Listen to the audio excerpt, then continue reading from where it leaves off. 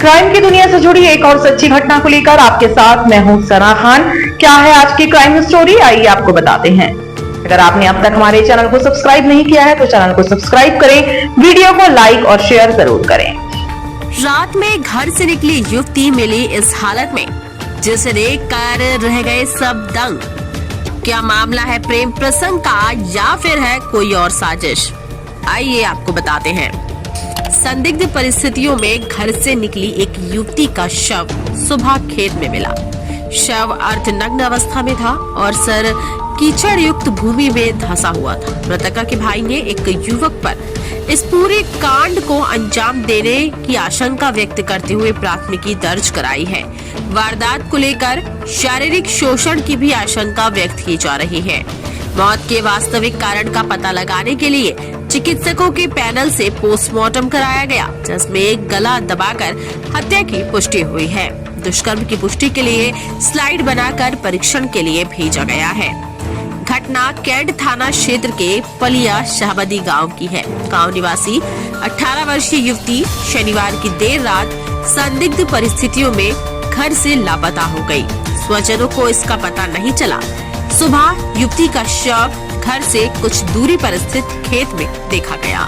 गांव वालों ने इसकी सूचना मृतका के स्वजन एवं पुलिस को दी। मृतका कक्षा 8वीं तक ही पढ़ी थी।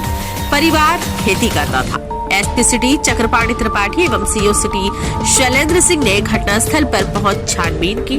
घटनास्थल की परिस्थितियां बता रही थी कि युवती के साथ काफी बर्बरता की गई थी। सलवार से उसका गला दबा दिया गया था और सिर को गीली भूमि में धंसा दिया गया था। घटनास्थल से पुलिस को एक चप्पल भी मिली है। घटनास्थल से कुछ दूरी पर स्थित नहर के पास भी पैरों के निशान मिले हैं। आशंका है कि वारदात कहीं और करके शव को खेत में फेंका गया है। मृतका के भाई ने बताया कि उसकी बहन एक लड़के से बातचीत करती थी। घर वाले शादी के लिए राजी भी थे।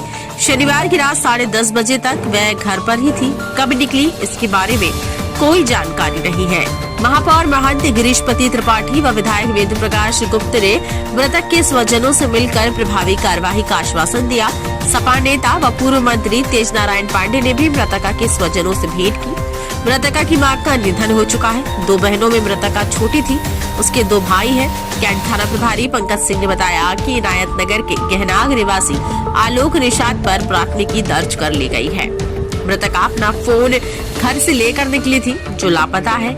जांच में पाया गया कि सुबह भाई ने जब बहन के मोबाइल पर फोन मिलाया तो किसी पुरुष ने उठाया और अपना नाम आलोक बताया। इसके बाद फोन कट गया। फोन की लोकेशन ट्रेस करने के लिए सर्विलांस की मदद ली जा रही है। इस घटना को लेकर गांव में काफी आक्रोश है। लोगों ने घटना की निंदा करते हुए आरोपित पर कठोर कार्यवाही की मांग की है। युवती को इंस्टाग्राम पर रील बनाने का शौक था। उसकी आईडी से जुड़े कुछ युवकों पर भी पुलिस को संदेह है। एसपी सिटी चक्रपाणी त्रिपाठी ने बताया कि मृतका के स्वजन ने एक युवक पर हत्या की आशंका व्यक्त की है और प्राथमिकी दर्ज कर प्रभावी जाँच की जा रही है।